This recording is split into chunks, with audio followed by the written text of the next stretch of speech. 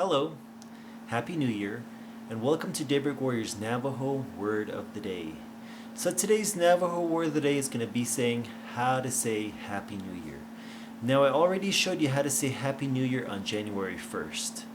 Now, how you say it when the New Year starts and before the New Year starts differs.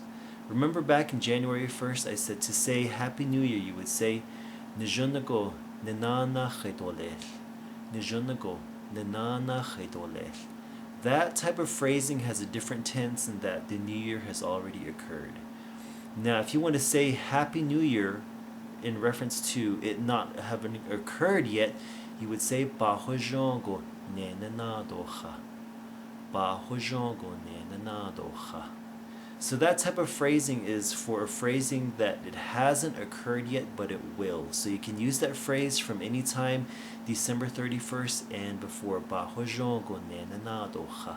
Happy New Year. And that's how you would say it. You can start saying that today, and then starting on January 1st, you can say Nizhónígo Nináánááhai Dooleeł for Happy New Year, because by then the New Year has already started.